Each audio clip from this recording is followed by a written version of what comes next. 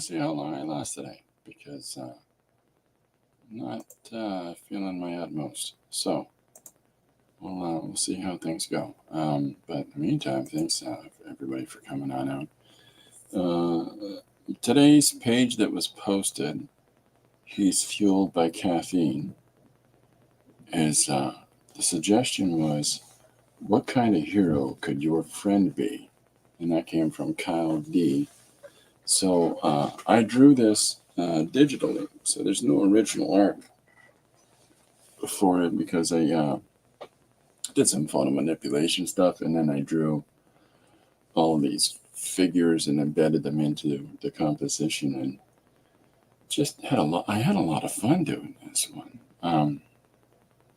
It really didn't take that long at all, but it just one of those things, when you fall onto the right story, the right idea, that's it just comes right out of you. And I had a lot of fun doing it. I'm gonna be honest. My buddy Bob loves his coffee breaks. Just in case you're wondering, there's coffee in that cup. And so hopefully the viewer's eye tracks along the words and along the course of action in a sort of snaking motion and on a drop, sort of like a wave. So feeling good about this one. So thank you. I know I didn't draw during yesterday's stream, but I was really fortunate to have Mr. Jim Luan on as a guest, and it was a great chat with Jim. I'm getting ahead of myself in my own thoughts here. Monday, we're going to have Chris Kalui join us. And oh my goodness, and then Chris just said hi. At the same time, hi, Chris. So tune in for that. I'm really looking forward to streaming with Chris, and we're going to have some fun too. And we can talk about not just, creative journey, but also her journey as not just a creator in general, but an educator as well. So that's exciting. I'm looking forward to that. Chris is cool stuff. I'm just pretending like Chris isn't here and talking like, hey Chris, you're cool stuff. It makes it a little more awkward. Jim says, wait, why am I not on the show? What's going on? Hold on a minute. And Chris says, sure. Yeah. So, so thanks, Jim, for popping in yesterday. Chris will be joining us on Monday.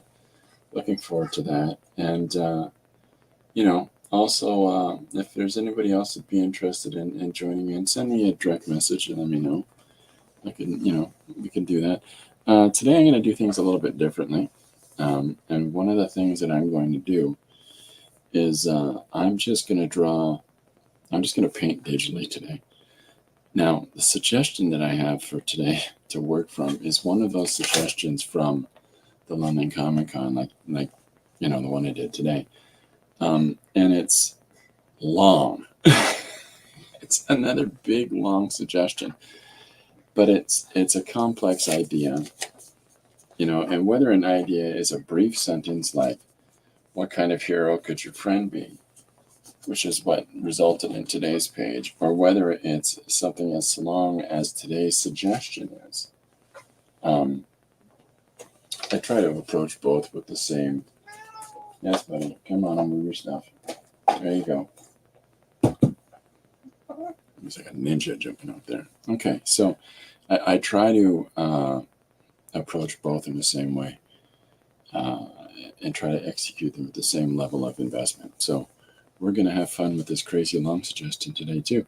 I appreciate this suggestion as much as any other. Before I show you the suggestion, we get Crack-a-Lackin'. Jim says that he can't wait for the Chrisapalooza. Well, now we have a name for it. It'll be Chrisapalooza on Monday. That'll be fun. Chrisapalooza. So the suggestion for today is I'm just reading it.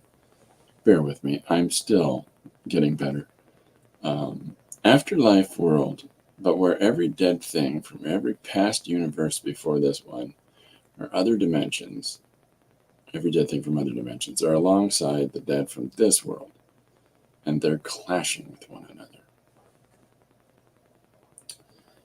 Even that's paraphrasing for how long it was. So this is what we're going to approach today.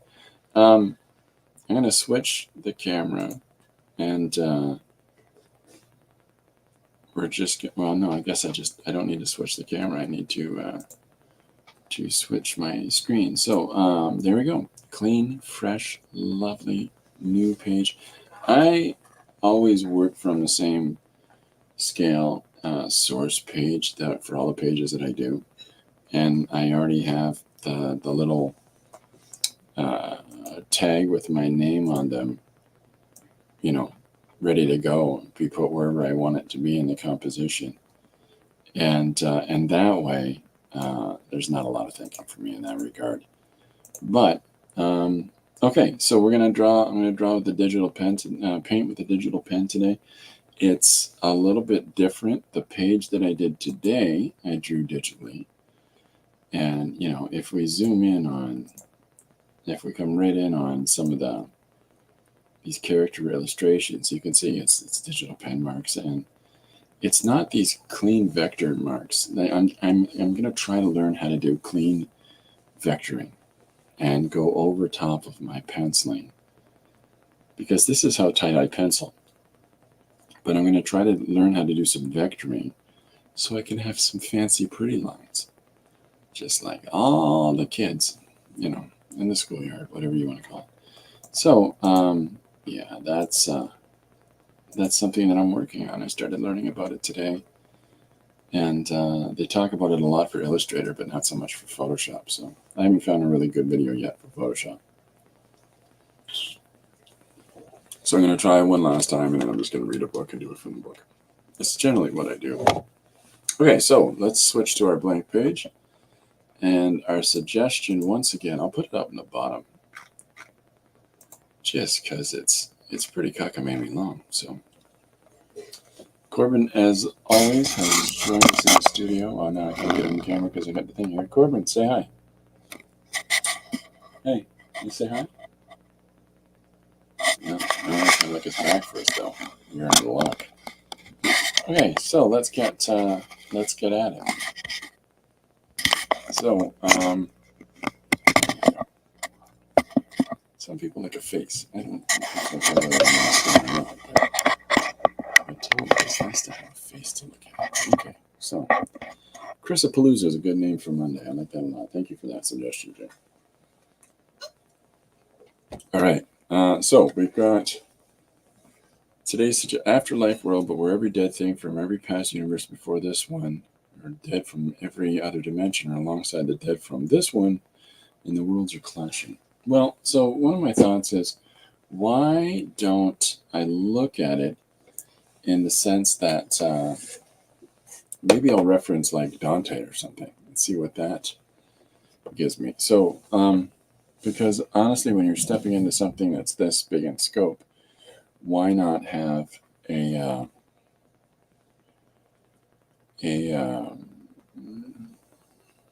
character device for us to see the world viewed from and for us to understand everything?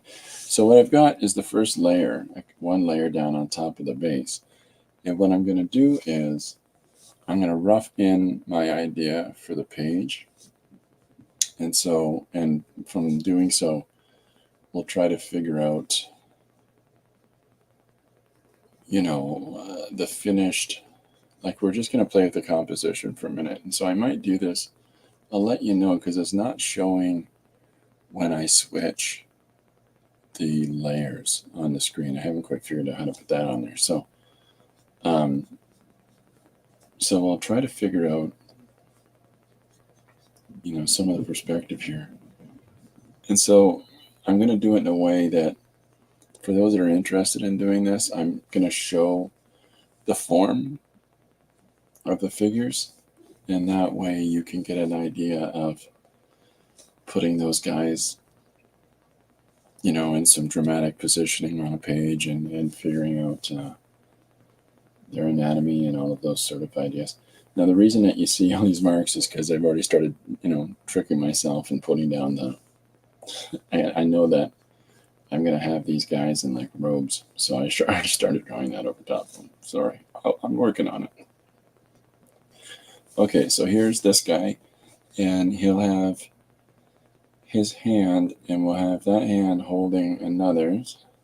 And so that person is his guide, like a Dante Virgil thing. And so we'll have his guide who's moving him through, this mad world. And it will have the guide with a more of a commanding move.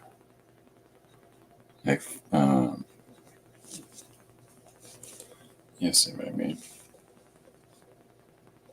Commanding move, I mean like his more confident stride, I think is what I'm saying.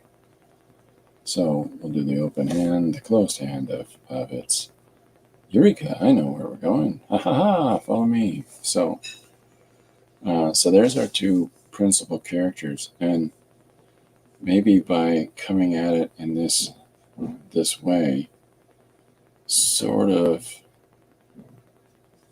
draws the reader into what we've got going here, what we're trying to define and understand in the story. Okay, so that's my first intent. I'm going to pull this off now. It's been up there for a few minutes. I'll put it back up in case anybody has any questions. So here's our first two, and here's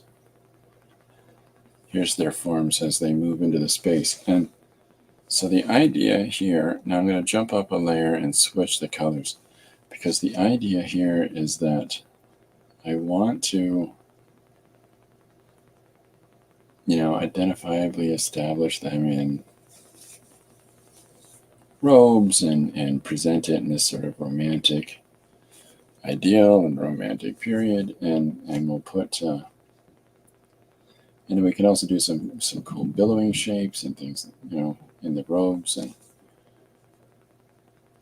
But we'll make it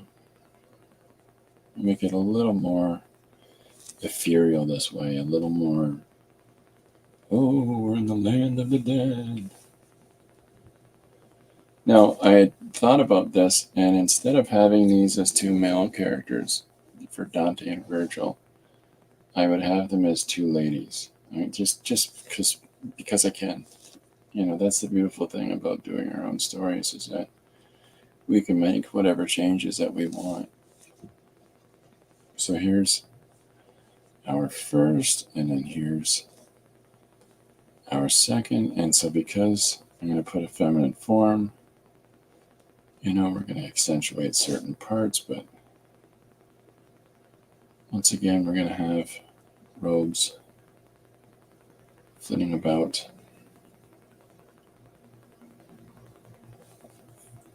And then like so. And then I'm going to have the characters be barefoot because they're dead. You don't need shoes when you're dead. I got it on good authority. Mrs. Kerfarfelton, who used to live in our haunted mansion, said so. There's nobody that lived in our haunted mansion before us. This was a forest before we put our house here. So, okay, so here is I'm going to change the shape of the arm a little bit here because that arm is crazy. So you can see by taking the rough and refining it a little bit, it gets us closer to what we're actually looking for in our narrative. Now, another thing that can be done, and again, I'm putting up a new layer here, and I'm going over to the box tool, and I'm going to play with the idea that we're going to have them floating free from the panel. And the reason that I'm going to put any panel information in at all is because of the fact that I want to play on the idea that here they are in heaven of some kind, right? So, but I want them to break outside of it. So I'm going to find, I think that this is probably the best placement for the panel, and we'll bring it down. So what I'll do is I'll just put a stroke line on that. Okay, so there is the panel that's beneath them. And the idea within said panel would be to have, we go back up to our rough layer, and I'm going to switch back into our green that we're drawing the undervalues in, and then we can add in some of those billowy clouds, and the idea, it's almost like a Twilight Zone thing where they're moving across this artificial environment. So here's our two characters. In the land of the dead, we've got some space for some balloons in here without covering over our characters, but just the same, we can also do this as well. So here's our first panel done, which sets up our narrative voice, or our representative voice of characters as they enter into this world, and we see things through the eye of said characters. And pardon me. And this way we have something that says, this is, if you're trying to associate what might be happening here in the world, this is a way to do it. This is, by having a couple of characters that, for us, make some sense of what's going on around them. And somebody can speak to it, and the other one can say, well, this is just how it is. This is the kind of environment that we're living in. So, well, being dead in, I guess. So, all right. So next up, I'm going to put a panel that tightens in on the two of them. Okay, and we're in that green layer again. So the green layer is just for us to find our direction for the characters. And so I haven't drawn in the hair for the characters, but maybe that's something that I give a little volume to the hair on our two characters. We've decided that they're going to be female. And we'll call them Denise and Valerie. I don't know. It doesn't matter, instead of Dante and Virgo. Okay, so here's our first of the two. And so it's basically, this one is now moving over to this place. Okay? No point in switching the characters around now when we've just established who is on the left and who is on the right. We might as well carry this over to the next panel, to the next frame in our story. And so we'll draw them as they're traveling through this world. And this is where we give ourselves a little bit of room up above. That's why there's so much void up above the two characters. What I'm really doing is I'm giving space for the dialogue. I want them to be able to say, what's going on, and what is this world that they're in, and how can they make some sense of this. So we'll put the billowing robes again moving through here, but we're going to have our second character. We're going to have to draw another one of these, each holding hands, little pieces there. And the second person is saying, we're in the land of the dead. So, similar to Dante and Virgo's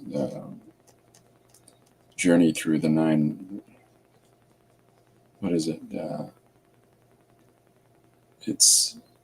they go, I'm trying to remember how it goes. So they go to heaven, down to purgatory, down to hell, and then out. I can't remember what it is now.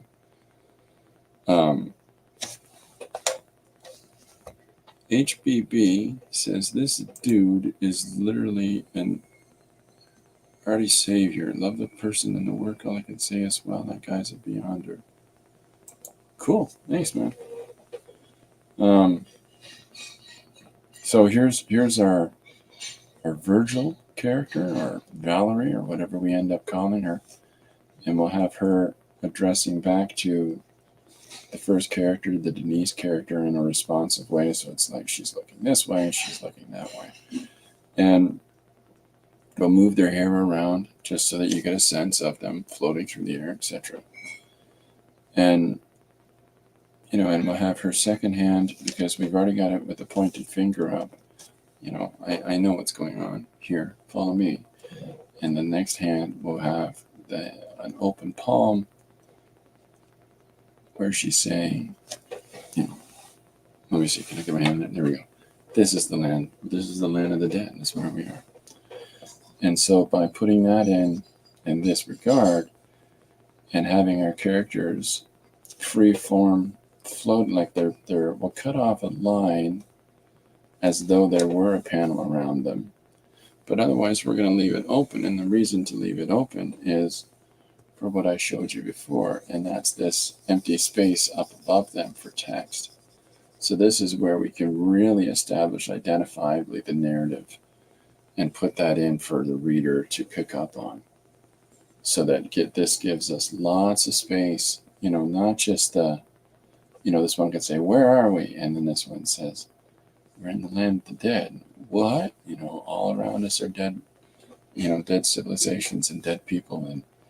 And we need to find our place within it, or we're going to journey through it or whatever. So we'll come up with that as we move along.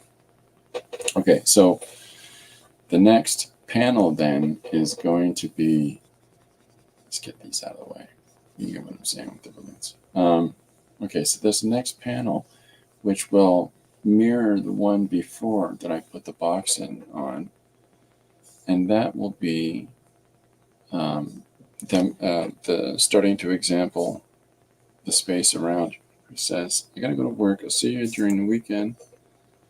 And see you Monday. Yes, thank you. Look forward to Chris being a guest on Monday, everybody.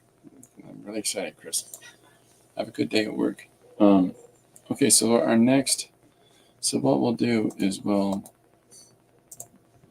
just going to duplicate this panel, and we'll just drag it over here for interest's sake. And so you can see how the character is going to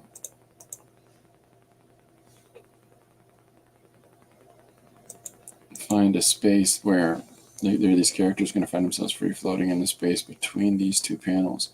But that's because we don't want to complicate it with all kinds of visual elements. We want to leave that space open for the narrative elements.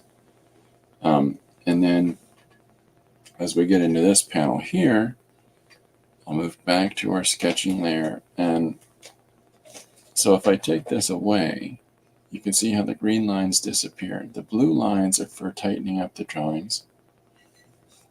And that's the blue layer, the second sketch layer, the second rough, which will end up being our real roughs for the type pencils to be put on top of. And of course, these these boxes for the panels is our separate layer as well. Okay, so let's go back into our sketch layer. Excuse me. Bear with me. I'm going to try to keep from hacking away like a lunatic today. But so what we can do is there's a couple ways we can show this.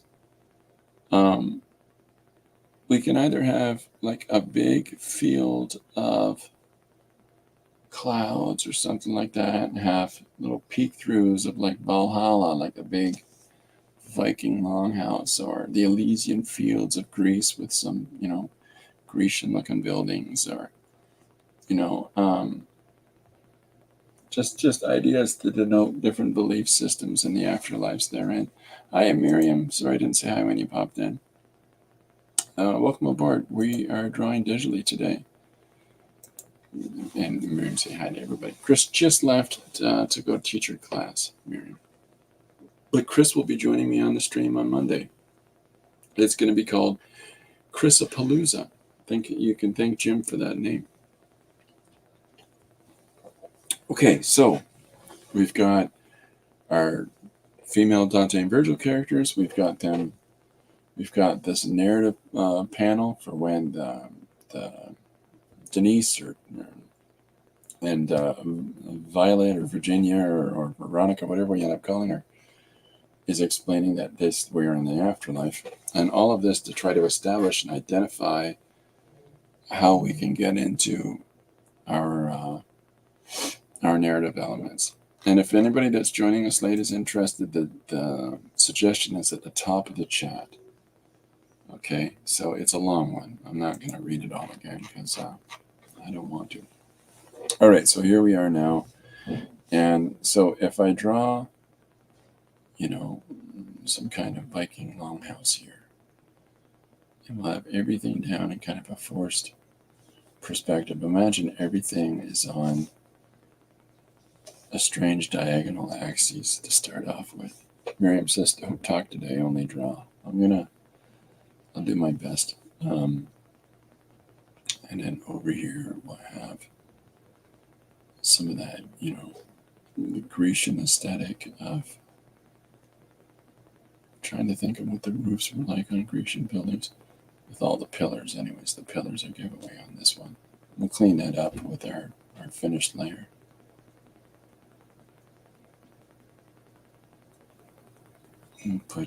So there's the representation of the Elysian fields there. Mount Olympus type thing. Here is our Viking longhouse. And we'll have a Shinto temple type thing with all of its wonderful, beautiful layers. And so these silly little doodles are to represent these different, faith systems, and then we'll have the clouds dispersed amongst them. So I just want to, represent a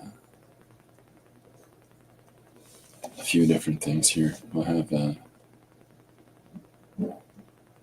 it's where were the Khmer Rouge? Is that the Philippines? Anyways, that's what this is meant to represent, is these large Buddhist temples. Smaller ones around.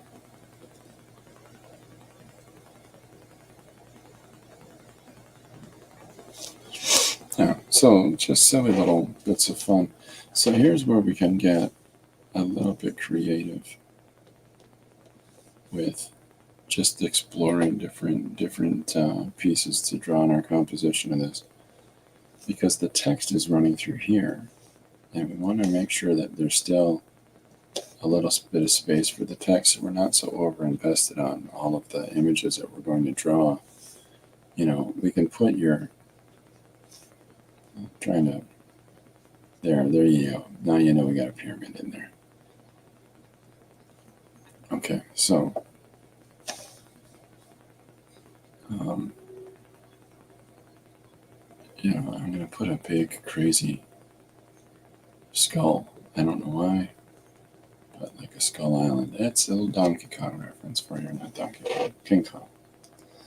All right, and moving amongst, continuing this motif from the first panel of the billowing clouds, we'll have some of these cloud separations through these different places.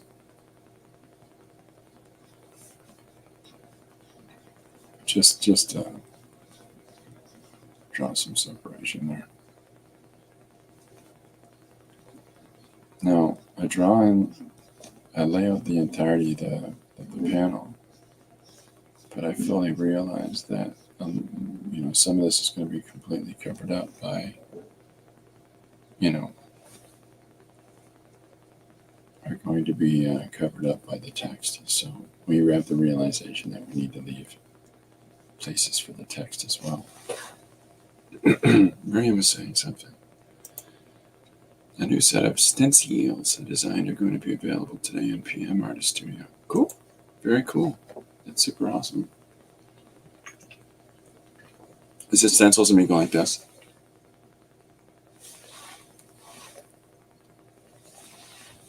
Stencils of Corbin, maybe. I don't know.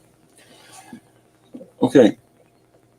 So we've moved along in our narrative. We've established the dimensions of this world, and by doing so, we've met a lot of the requirements of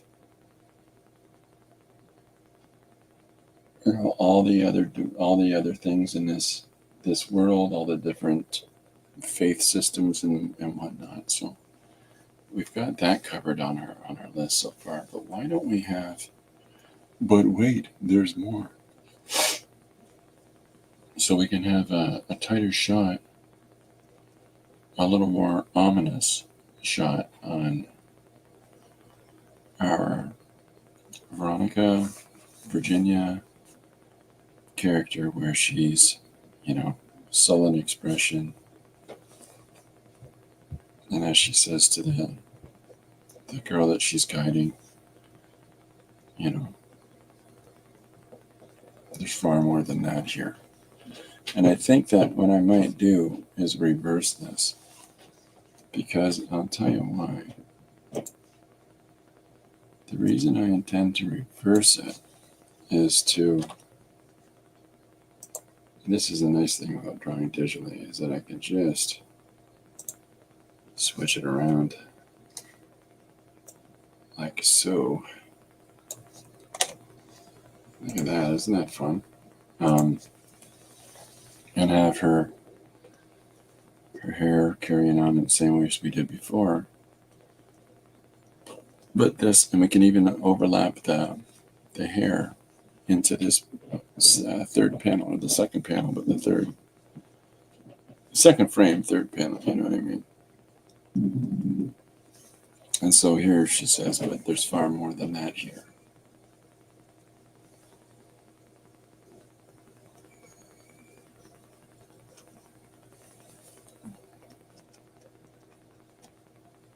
And then we'll run along to the same secondary line as we did before. And then we'll cut a line along the side and give ourselves as though there's an imaginary line on this side of the image and on that side of the image. And I have her with this concerned face is to just sort of prepare the viewer for what's next. And what's coming next is there's a lot of scary stuff here, basically. And that leaves for us the ability to say that to the reader, well, I know that this may seem somewhat status quo, but get ready, the scary stuff is coming. Okay, so we've got our top row set up for our panel. Boy, oh boy, it's taken forever. It's already 30 minutes in. We're moving pretty quick. I'm pleased with how we're doing here. Okay, so we've got,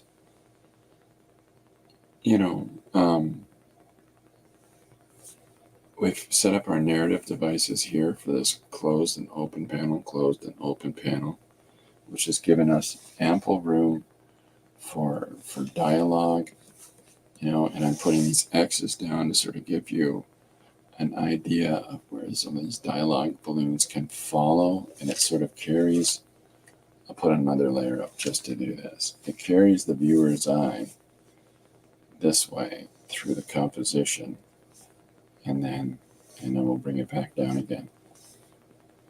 Okay, so here's our directional flow of the panels. Okie dokie. All right, so our next layer, or our next panel down below, is that we want to show some of these, what is it called? Past universes, other dimensions,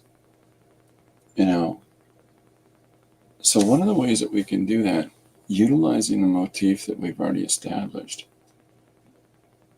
we can do this sort of open panel, closed panel idea. Pixie is stopping by. Hey, Pixie Cord, welcome aboard. Okay, so let's try that. So if we start off by saying, so we want to show past universes, other dimensions, stuff like that. So, one of the things that we can do is have, and we want to play with scale. Another thing that really estranges us from the norm is to push scale. So we can have, a brontosaurus maybe coming up, and we see its body down below as it's walking here, and, large trees with big leaves and so on and so forth. And then have more of them down in the valley below here that they're all doing their thing. By having one coming up, maybe almost two narrative devices or two narrative voices here, kind of suggests that it's a big fellow, And then we can have, so what we can do is that we can have their two forms, looking down upon it. And then again, it gives us room for text. And then, oh my goodness, it's going to bite us. And no, they can't. They can't hurt us. And so then we can get into this whole skinny panel. Panel on, panel off, right? So I'm going to go back to that layer. I think there's the layer where I first put a panel down. And I'm going to choose a rough size. See how big this guy is? Well, we want to do the same thing for the next one. Okay? And so we'll put that down as our next panel. And then we'll drag this box over, give that space. And we'll put this box in as the next space. And so we're sort of establishing for ourselves, and we can do one more, this pacing that's going to happen for these panels. Now, I don't have to stay with these. I can eliminate these panels if we decide to go someplace differently with our story beads. Okay. Now, and then conversely, I would do this actually. I'm going to move these down. Just drop them down a little bit. Just so that they're not touching the bottom of these characters, this line here. I'll put that line in to represent that divide, okay? So we don't, the bottom of these characters where their flat plane is going to be, and then of course there's a secondary flat plane that runs up the side of this character, just so now as well, and I'll just show you that. Just so that while it's not going to be entirely visible, you're not going to see it running through the whole space. Like there'll be nice big gaps like so. Just so that you know that we're keeping conscious of separating this box, this central plane line, from these characters that are outside of a box piece of the narrative, and then the boxed line for the lower row. So we're giving some separation between these elements. Where are you? You're just yelling at me? Okay, yes, I see you. He's just telling me he's here, that's all. There he is. There you go, here's the second show for the day. Say hi to everybody. Hi, everybody. There you go, good boy. Okay, so back to it. Now, going back to the green, going back to that layer here where we've got the sketching coming down. So here's a past universe or a past functional piece of reality. We've got dinosaurs in there. Or, here's the past, even past universes, and we can have something to represent that, right? So past, so we'll make some notes for ourselves here. So we'll write past, and then we'll put past uni, right? And then, other uni. And, bizarre. And then we can start having some fun things happening over the course of this like this panel to this panel to this panel. Hopefully you're able to follow the little marker there. So for our past universe thing, we can have, all kinds of things like, scary monsters. Like let's look at, how about we utilize, what are you doing? You climbing? How about we utilize like a recognizable shape, but it also fits within another sort of contrived idea. Let's use an octopus, but turn the octopus into a big scary Cthulhian thing. All right, there you go. Pits on the back. Now a second. Okay, so we'll draw, a bunch of eyeballs. And again, this is just our loose roughing stage, right? You can see how we've already cleaned up in this first panel. Okay, in this first panel, we already cleaned up the compositional elements of the two characters as we sketched them in, and then how we refined them a little bit. That's exactly where I'm going, Miriam. That is exactly where I'm going. So, yeah, that's a great idea you've got there. This is why I stopped talking about the panels right here, because if we identifiably introduce these elements of scary eyeball things with lots of tentacles. I did a story called SOS, Space Opera Story. And now, were I to do it again, I'd be a little more refined in my storytelling. And but the idea there was I present the narrative in one form. And the truth of it is that that's not actually what the story's about. I'm just introducing you into the story through one narrative element and then introducing it into something that's just completely bizarre from there. It's as close as I'm going to ever get to a Lovecraftian thing. But it was a thing that I wanted to try, and I did it over the course of four books. And now, not full books. These were in 3 anthologies and a full book. So that amounts to about 40 pages.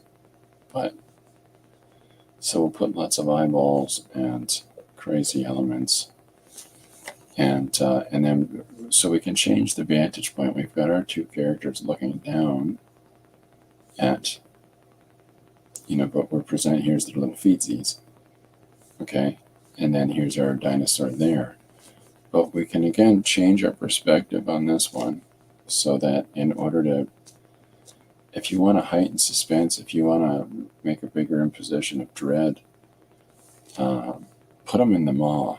And what I mean by that is raise the stakes for, here's a dinosaur already, you're snapping up at him like it's thinking something to eat. And so if we draw these characters over top of this crazy environment and this crazy spectacle view down below based on, octopus or, primordial being thing, Lovecraftian thing. So I'm going to use a different color.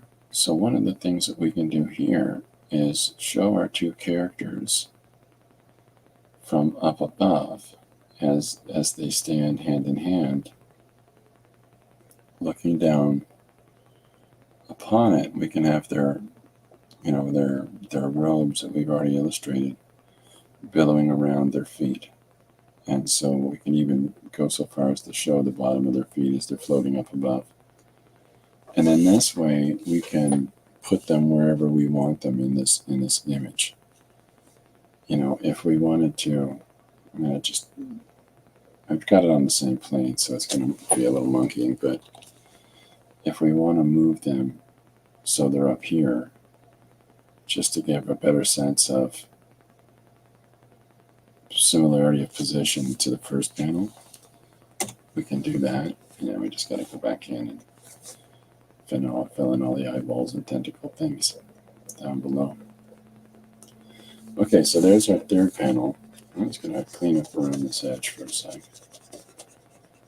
Right?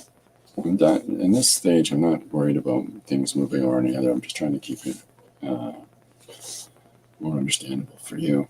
So here's our other universe where what do we want to do for this one? I was thinking along the lines of giants fee-fi foaming towards people running away from them. Because I think that, again, I'm playing on scale. So here we are in the afterlife, and we've shown all of our different belief system, paradises. But there's more than that here. And so if I draw these big old giants, and I'll put a raised foot for one of them. And look at this big old toesy woesies in here. And so this sense of this pushed scale, like this sort of forced perspective of this giant as it, lumbers towards small little tiny people. Run for your lives. Well, I'll do them in place so you can see them a little easier. Run for your lives. And we'll put them on the foreground where they're all trying to get away. It's crazy. Ooh, a couple chickens flying in the air. That's for Chris and Dee. I love chickens. Must all be bad. Well, bad is a relative idea. Foreshortening. Thank you, Miriam. Bad is a relative idea because, it's that other societies and the technologies that they have seems like seems like magic to more primitive cultures. So when we look at, is one presumption in sci-fi, but I've always thought that in fairy tales, we always assume that the giants, we always assume that, the centaurs and all the other different representations and elves and environments slightly different than our own. They're the other. And there's always been this historical context of the other. And it's the fear of the other that causes so many issues and challenges in this world today still. It's not just the symbolic fear of the other. It's not just the mythological or the representation of other with aliens and whatever in our fiction, or maybe our truth. Anyways, it's for UFO people and Bigfoot people. But the representation of in society of fear of the other you see every day on the news.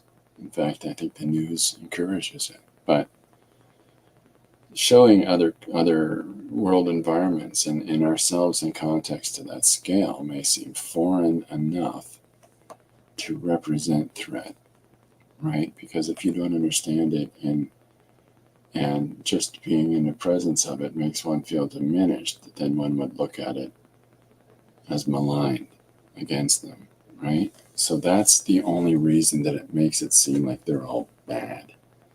And it's only because we're looking at this through the lens of our two narrative voices as they're flying through this space. The cats are fighting in the hole. As they're flying through this afterworld space and sort of giving a lay of the land. And so, in all honesty, here are all of our belief systems of people up at the top. But then when we start representing down at the bottom, and here's some of the things that aren't the same as, as our world and our world histories. And so, by having, and then we're going to push the perspective again. And in this time, we're going to draw them as though that they're well up above the giant. And we're looking now at the bottom of their feet under their robes, right? And then Miriam says, yes, maybe good for the giants. Oh, there you go. So we'll draw another giant in the background here, just for the, so the viewer doesn't think that there's just one. We'll have a second one in the back, and with the club over the shoulder, the cliche. Excuse me. As it's following up behind its friend, Stumpy Magoo. And then in this panel, this is where we're going to have some fun. Now, we can have whales. Is just, I don't know why. Whales is the first word that came to mind. If we draw, I'm on the green. If we think about, whales traveling in packs in the water and mothers and their cubs and things like that. If we illustrate some whales from beneath, I'm just trying to think of a fun and interesting perspective. Excuse me. Oh, pardon me. Just give me a sec, sorry. Okay.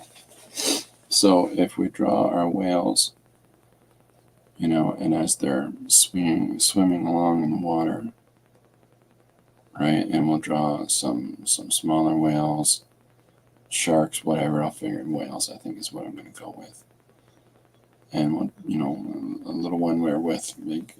There we go. It's a sperm whale. Okay, so if we do these different beautiful sea cows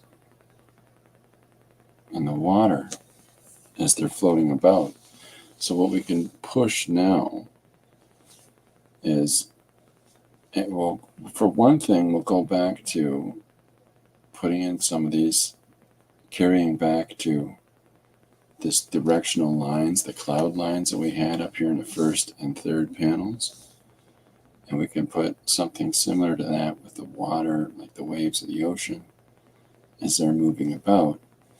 And as we have our two characters, once again, overseeing this perspective, and I have to decide now where we're going to put them.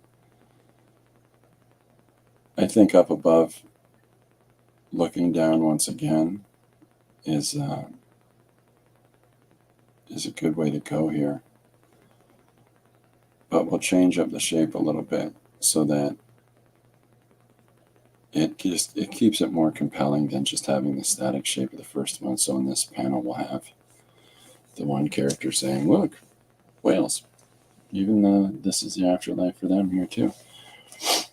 But, and here's where we're going to start having fun. We've already introduced in this second panel along the bottom these octopus kind of monsters. Now, what if we have a somewhat indistinct shape within, in this, maybe coming out of the shadows from down below, and this just a weird little shape, a weird little pattern, but what it is one of these things. So we'll have, at this point, we'll introduce the conflict, and we'll introduce the fact that they don't get along. Now, these different realities, these different afterlives, these different dimensional things, all of them being their afterlife, it doesn't say in the suggestion that we have to draw the entirety of the war. And that's good for us, because that gives us an out to not have to do that. I've got a special treat for you guys today. And after we get this all laid out, okay, I've got some show and tell for you. I found some books in going through stuff in the library, including a book that I have referred to a number of times from Longshot Comics that I'm really excited to show you. So remind me, I'm going to move that so now you can't really see it. This is a project I'm working on for a client. Okay, so I'll put those there. As soon as we finish laying this all out, we'll take a look at these really fun and exciting books.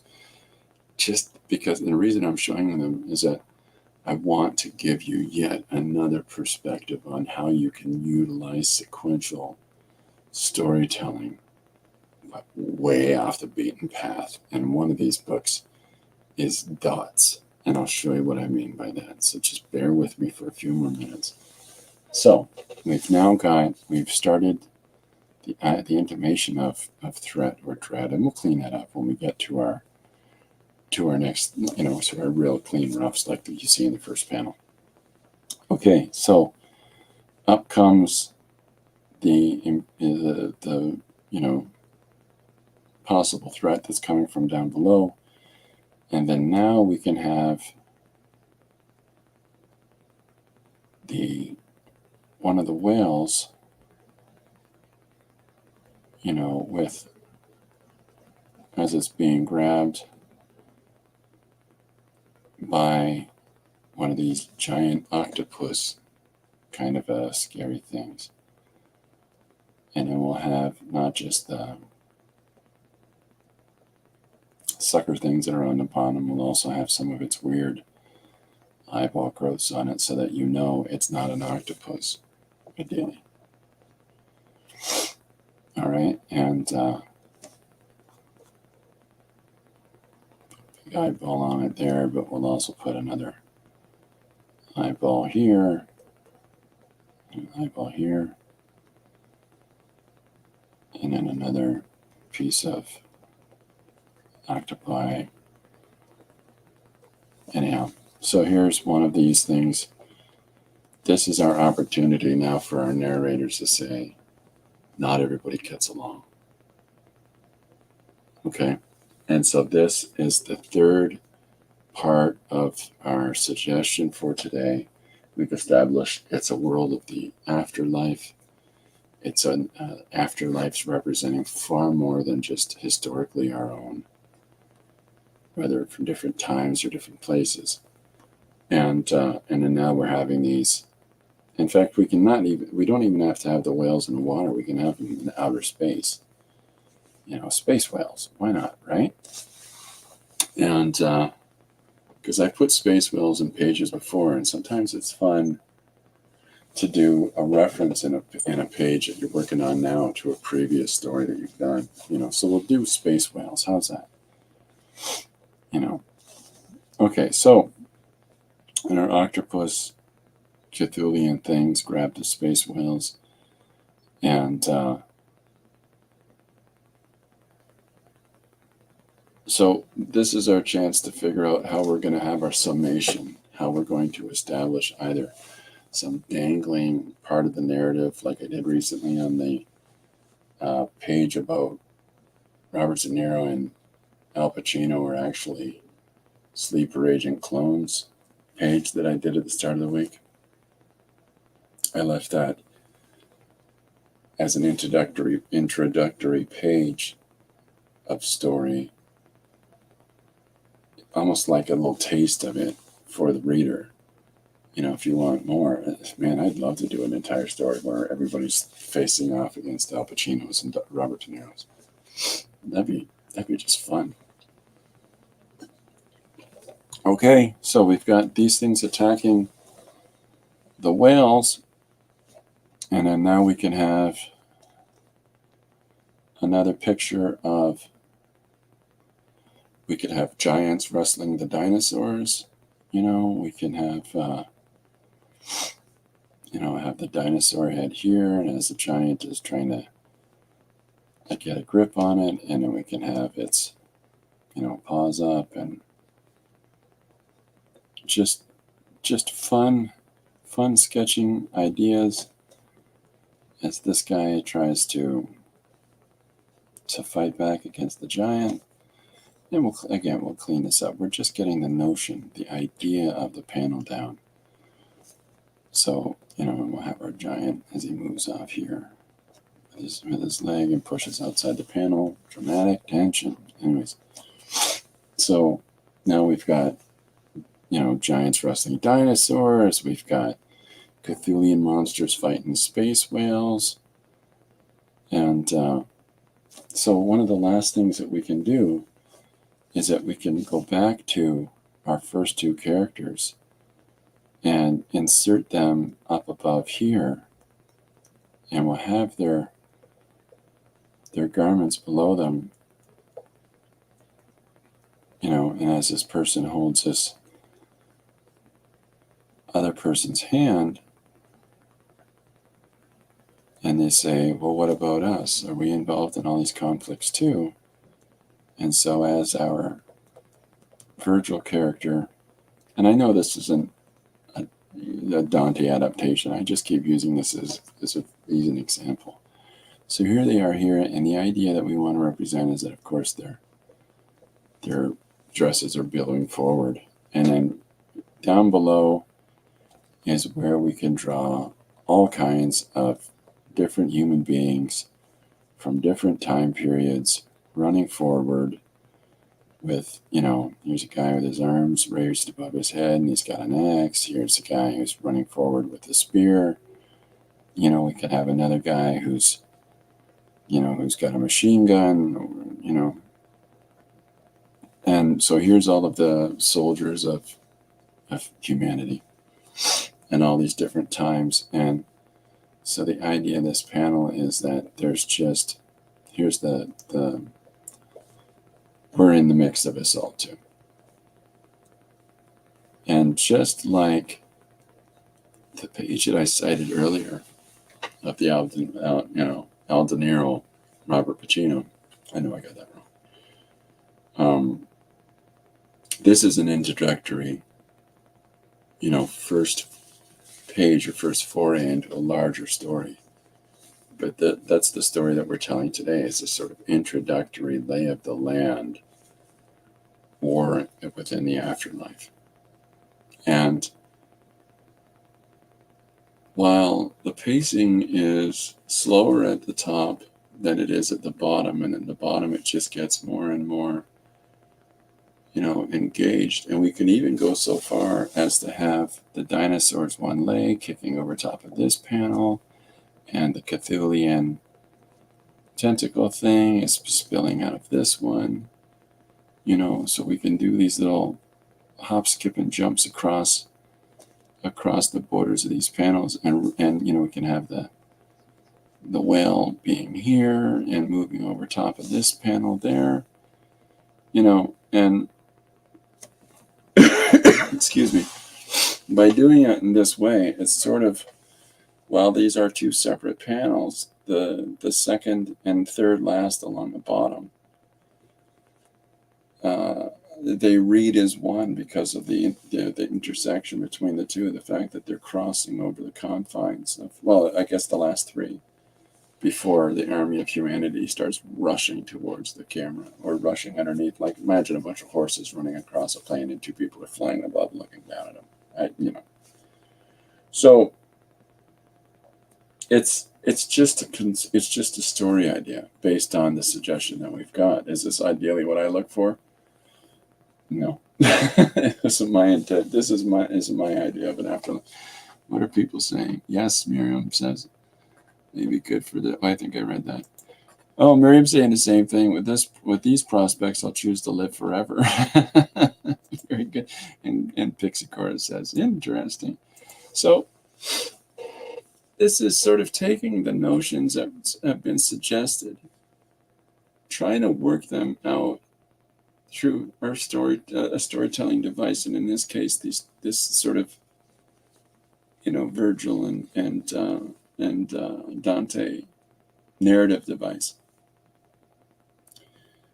for this to represent this grander idea, this grander worldview, this grander context for the narrative itself. So, is it something I do an entire book of? No, it's very complicated. It's very complex, and I think that I would easily feel bogged down. I'd really want to structure something like this in a really far more easily absorbed parameters than the editorial fast-paced style of a single page. But as far as it goes for introduction to a story, this single page piece that we've done here is a fine promotional narrative to sort of draw a reader in. It works in the same function as the opening text crawl of Star Wars films. Those few paragraphs ingratiate upon you some sort of framing structure for where we're stepping into as a story. Okay, so we've got something to go with. I'll get this put together for posting for tomorrow. But in the meantime, I'm going to switch the camera over because I've got a special treat today. There we are. Okay, Dermot, what are you doing in there? Now, what this is some books that I was just rummaging about in the library here in the studio, and looking for some more interesting and alternate approaches to some storytelling. Now, there's a couple different examples of strange things. This is a book called Ruins. There's a lovely book done by Marvel Comics called Marvels, and it was basically this beautifully watercolor painted introductory overview from a photographer, a young photographer, journalist photographer's perspective as the world of superheroes is opening up in this universe, starting from World War II up until the present day. So a year or two later, after that came out, they did another series called Ruins, which is an alternate take on that same conceit, but where nothing went right. So whereas the Marvels is celebrating the idea of superheroes in that entire contextual narrative of people with abilities like that, Ruins deconstructs it and tears it down. Here's a Patriot missile shooting a superhero's jet out of the sky, and you can see different superhero guys flittering about, and they're holding up their weapons like celebratory. There's the shield and the hammer, and the Iron Man character is he's already incarcerated because for war crimes against America, and then you get into the Wolverine character and his healing thing with his claws and the strange little contrivances of the character. These aren't comforting things, and space aliens that come to Earth being put in the special camps. And I'm not going to show you all these images because they get it's fantastic watercolor painting, but they're very graphic. This talks about the Hulk, and when the Bruce Banner guy gets irradiated with gamma radiation, in their Marvel's continuity, of course, he becomes the big green Hulk superhero that you've seen in the movies, if you haven't read the books. In this world, it's cancer. It's highly tumorous cancer that his body is riddled in, and it's a horrible ordeal. And so this whole book is some of the darkest, craziest stuff that you can think of in superhero hero universes. I own it. I don't like to read it because it's so dark, but it's interesting to just have a copy of it, so that there's deconstructionism where you tear down an idea, and then there's something like what Ruins is, and it's where you really look at it from a completely opposite perspective. What is good wouldn't necessarily be good if we looked at it in a more realistic context. So it's interesting. There's this space-eating alien that goes through the galaxy, and if he doesn't absorb the energy from planets, he dies. And they've got telescope photos of Mars. When he's floating dead around Mars, he didn't get to Earth in time. Just one little notion, it changes a whole scope of story that was already celebrated in another avenue. Don Bluth did a fantastic, or Nelvana, I'm so sorry, did a fantastically cool movie, animated film about rock and roll. And this is just before the collapse of it. They're anthropomorphic characters, and so they're predominantly mice characters that we read through. And I think in this one, the police car or the policemen are cats, but you can see how these sort of little pointed noses and anthropomorphism is where you take people and you represent their personae through animals that might represent those same characteristics. So all of the regular people were just mice. We're just, in a totalitarian state, the cats are corralling us in the line. And it's a pretty objectivist way of looking at things, but But this is such a beautiful film, and these are all images from the film. It's a fantastic, crazy art style, and unfortunately, Nelvana is no longer with us, but they really did produce some really, really interesting work. Now, the story that it represents has a lot more to it than just anthropomorphism. It's all about creativity and expression, and music and exaltation, and how the state, the system really doesn't. They just want to capitalize on it. If they can't capitalize on it, you don't get to have it. So it's kind of a crazy and cool and beautiful piece. But rock and roll. I want to rock, man. And then the system says, well, we want to make some money from it. This is a book by Eric Larson. This is, Miriam says, great. Oh, I'm glad you like that one. Excuse me. So, Chris Iliopoulos and Eric Larson have done this book. And what this is, Corbin, you don't get to climb on me right now. They challenge themselves. They get together as a group of people, and they have a 24-hour time period in which they're to produce an entire comic. Now, everybody works at different speeds. It's a heck of an undertaking. I don't know if I could do an entire comic in 24 hours. I don't believe I could.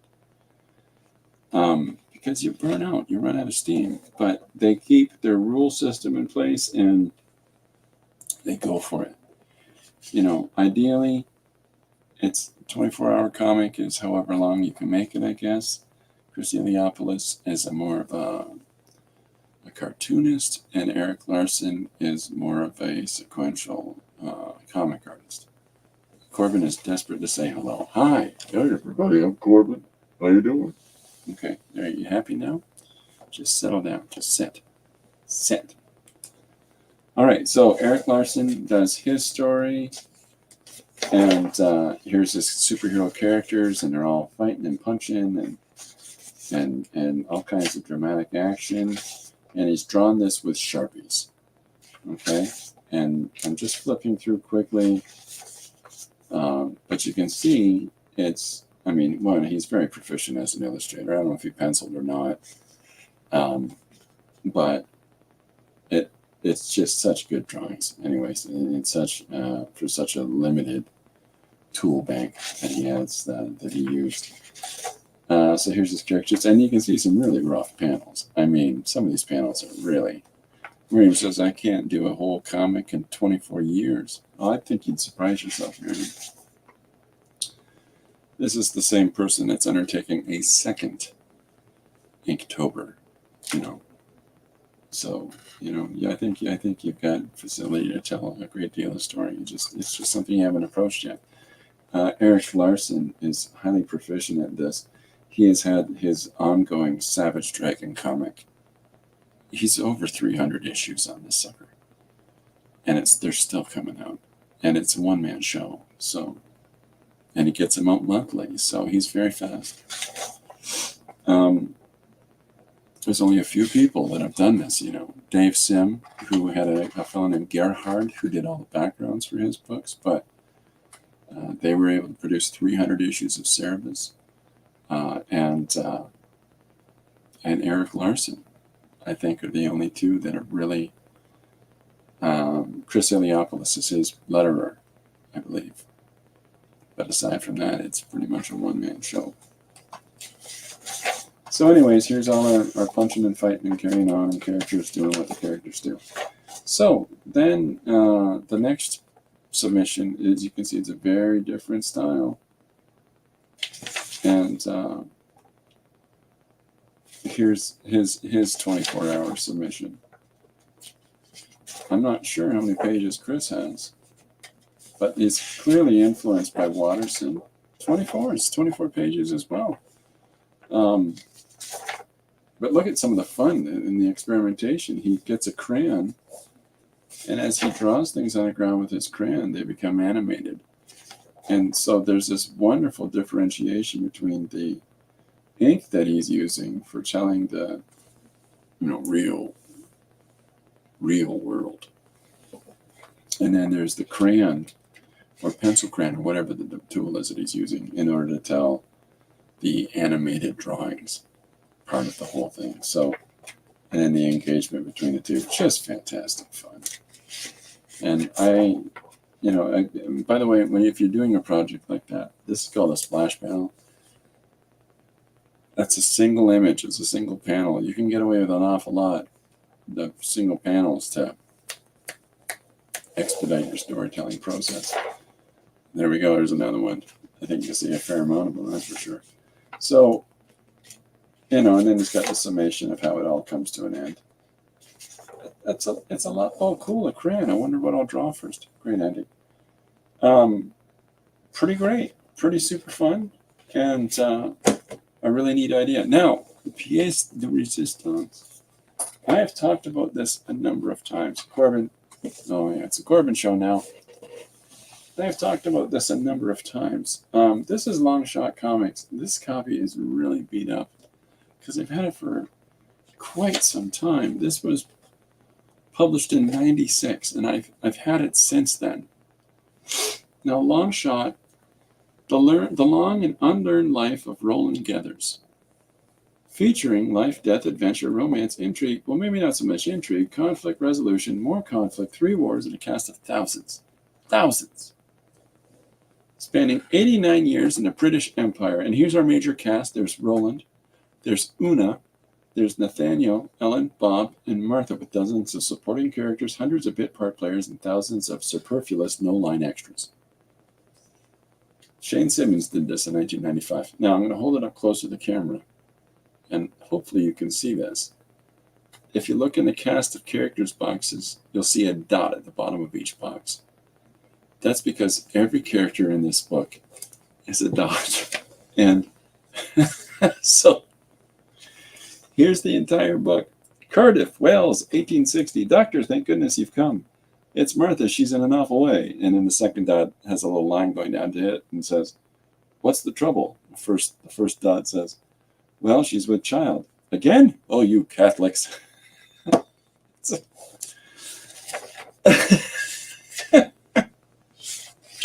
89 years of the British Empire.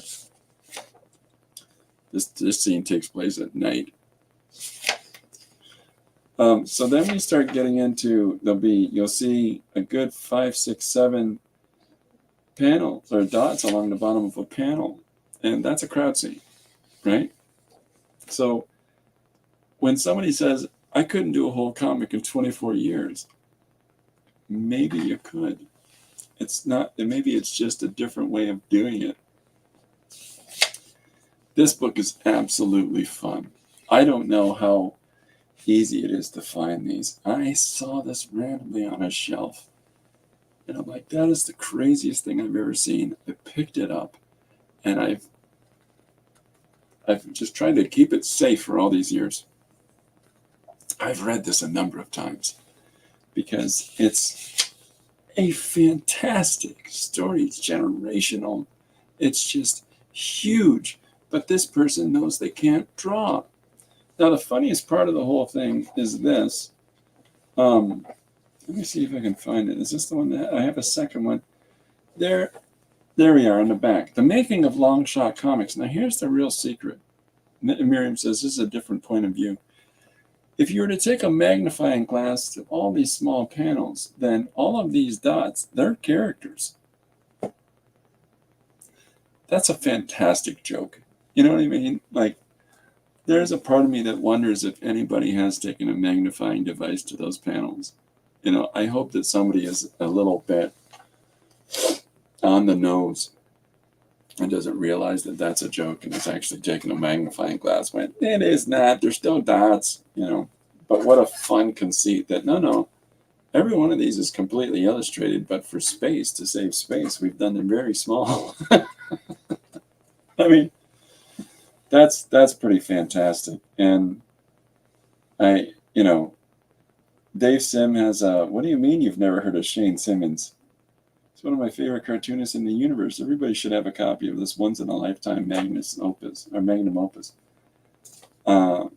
This is a phenomenal approach to storytelling. And I've advocated this a number of times on the stream. I've referred to this book specifically. I mistakenly said it's the history of the Napoleonic Wars the last time, when it's 89 years of the British Empire, and the Napoleonic Wars just have to fit in there at one point. But just a grand idea, and just it's taking the shortcomings that all of us have. This person's a very good writer, and they recognize that in order to do something like this, they either need to hire somebody to draw or come up with a way around that. And this is possibly the most brilliant suggestion I've ever seen. The most brilliant, result I've ever seen. Like this is a story break. Right here in this panel, it says, in the bedroom. Right here it says, the wedding night. That's how they do scene changes. 15 years later. Just more dots.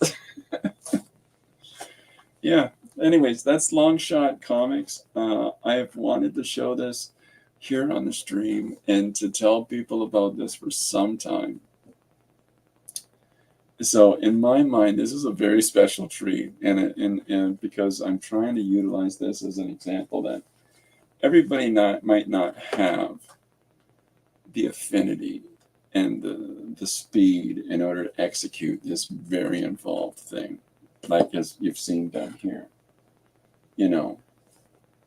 There's different approaches to different kinds of stories and grand ideas, but when it comes to production, everybody might not have the facility for this. But if you want to write and you want to tell a story and you don't have an affinity for drawing all of these things down, there are other possibilities. I've advocated this before. You can either look at the long shot approach, or you can take pictures of things, write a story, get people to act it out, take photographs and either work from the photographs of your cast, or or just put those like in a photo story. You'll see old Star Trek stories where they've taken snapshots of all of the of an entire episode and put it in a book form with little word balloons above. Dang it, Jim, I'm a doctor, not a bricklayer, right, Corbin? And that's another avenue that you can look at, or you can get all creative in Photoshop with your source images, or you can just, if you don't want to draw the images, go around with a camera and photograph the scenes that you want to put into a story.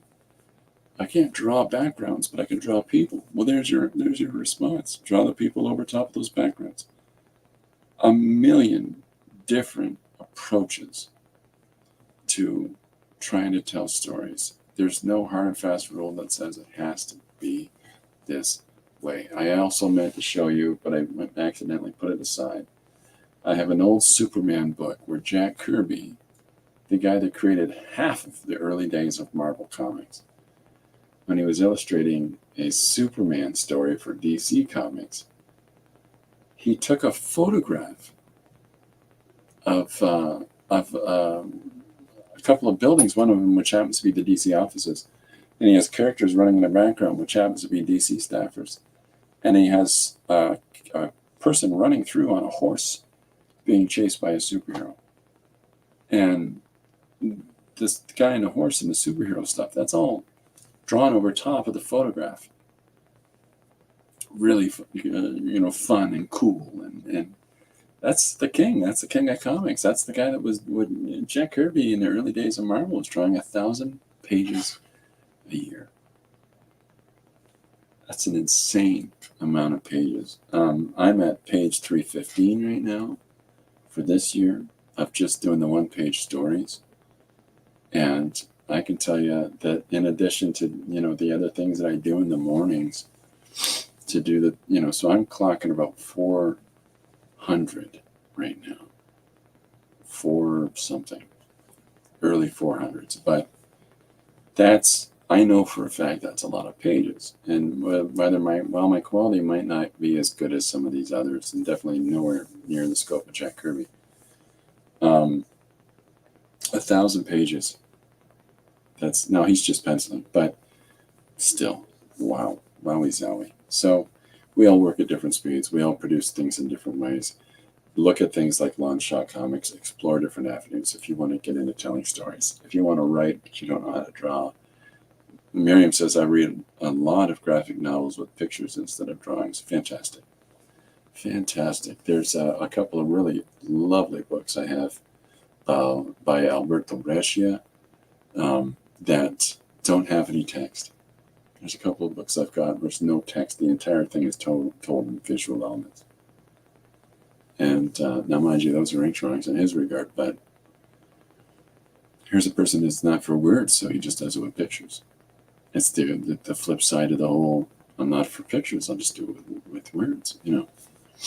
So anyways, explore those avenues. And whatever your creative journey is, if you're interested in utilizing sequential means to tell your stories, whether it's animating, whether it's just comic books, whether it's children's storybooks, whether it's, you know, autobiographical pieces for all ages, it doesn't matter.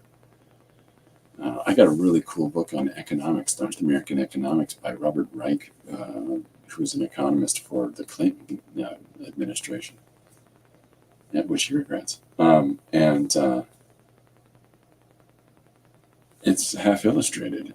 I mean, it's just fun.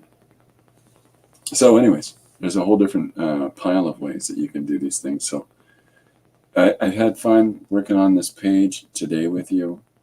There's other ideas for people to approach, like 24-hour comic, 24 pages in 24 hours. Even that one gives me pause.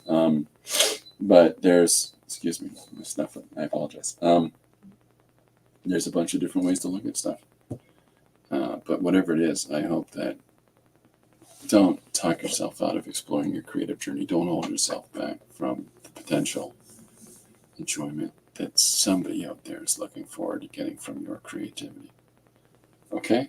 I think we're going to wrap it up for today. Corbin, have you got anything that you want to say to everybody? Do you want to say goodbye to everybody?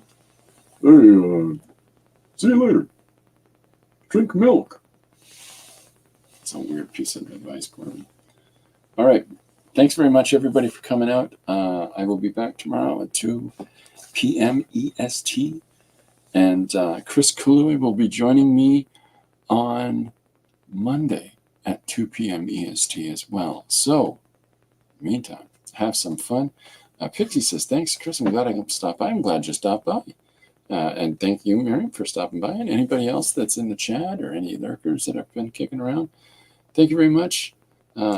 They say bye to you, Corbin. Corbin's just, moved over there. All right. Take care, everybody. Bye for now. Have a great day. I'll see you tomorrow.